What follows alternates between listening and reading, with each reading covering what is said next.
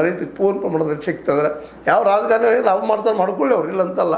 ಅಲ್ಲಿ ಇದು ಮೊದಲು ಸಿಗಬೇಕು. ಅವ್ರು ಸೊಳ್ಳೆ ಒಬ್ಬರ ಮೇಲೆ ಭಾರ ಹಾಕೊಂಡು ಹೋಗಿಬಿಡ್ತಾರೆ. ಅವ್ರು ಮಾಡಲಿಲ್ಲ ಇವ್ರು ಮಾಡಲಿಲ್ಲ, ಇವ್ರು ಮಾಡ್ಬೇಕಾಗಿತ್ತು, ಅವ್ರು ಮಾಡ್ಬೇಕು ಅನ್ನುವಂಥ ಮಾತುಗಳು ಹಾಕೋಗಿದ್ಲು. ತಾವು ಏನು ಮಾಡಿದ್ದೀವಿ, ತಾವು ಇನ್ನೇನು ಮಾಡಬೇಕು, ಈಗೇನು ಮಾಡಬೇಕಾಗ್ಯದ ಅನ್ನೋದ್ರ ಬಗ್ಗೆ ವಿಚಾರ ಮಾಡೋ ರಾಜಕಾರಣಿಗಳು ಇರಲಿ. ಆದರೆ ಅದೇ ಕಾಲಕ್ಕೆ ರೈತರು ಎಚ್ಚರಗೊಂಡ ಯಾರ ಒಂದು ಪ್ರಭಾವಕ್ಕೂ ಒಳಗಾಗದ ಈಗ ಮುಖ್ಯ ನೀರು ಮತ್ತು ಮಾರ್ಕೆಟ್ ದಿಶೆಯಲ್ಲೇ ಈಗ ಜನಜಾಗೃತಿ ಮಾಡುವಂಥ ಕೆಲಸವನ್ನು ಮಾಡ್ತಾ ಇದ್ದಾರೆ. ಅದ್ರಲ್ಲಿ ಇನ್ನೂ ಯಶಸ್ವಿಯಾಗಲಿ. ಮತ್ತು ಬೆಳಗಾವಿ ಜಿಲ್ಲಾ ಮಟ್ಟದಲ್ಲಂತೂ ಇವತ್ತು ವಿರೋಧ ಪಕ್ಷವಾಗಿ ನಮ್ಮ ರೈತ ಸಂಘಟನೆಗಳು ಮಾಡ್ತಾ ಇರೋದು ಭಾಳ ಗಮನಾರ್ಹ.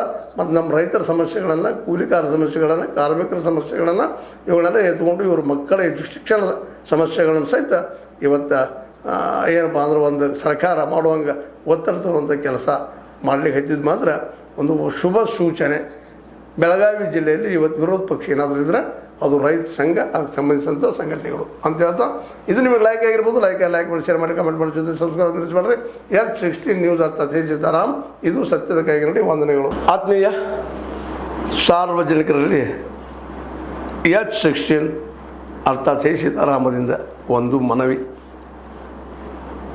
ಈ ಸಂಸ್ಥೆ ಭ್ರಷ್ಟಾಚಾರ, ಅನ್ಯಾಯ, ಅತ್ಯಾಚಾರಗಳಿಂದ ನೊಂದವರ ವೇದಿಕೆ. ಅನ್ಯಾಯಕೋರರ, ಭೂಗಳ್ಳರ, ನಶಾ ಸಾರಾಯಿ ಮಾಫಿಯಾಗಳ ವಿರುದ್ಧದ ಧ್ವನಿ. ರೈತರ, ಕೂಲಿಕಾರ, ಕಾರ್ಮಿಕರ, ಬಿದ್ದ ಸಮುದಾಯ ಜನರ ಧ್ವನಿ. ಬೆಂಬಲವಾಗಿ ನಿಂತು ತನುಮನ ಧನದ ಸಹಾಯಕ್ಕೆ ಸಾರ್ವಜನಿಕರಲ್ಲಿ ಕೋರಿಕೆ. ದಾನದ ಸಹಾಯ ನೀಡಿ ಸ್ವಾತಂತ್ರ್ಯ ಪತ್ರಿಕೋದ್ಯಮ ಉಳಿಸಿ ಬೆಳೆಸಿ. ವಂದನೆಗಳು. ತಮ್ಮನ್ನೇ ನಂಬಿರುವ ಮಲ್ಲಪ್ಪ ಇ ಜೋತಾವರ್.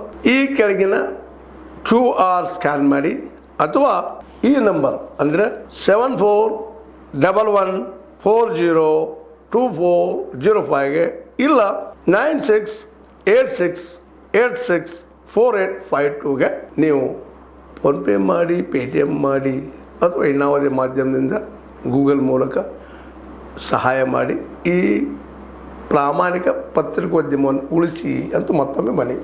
ವಂದನೆಗಳು.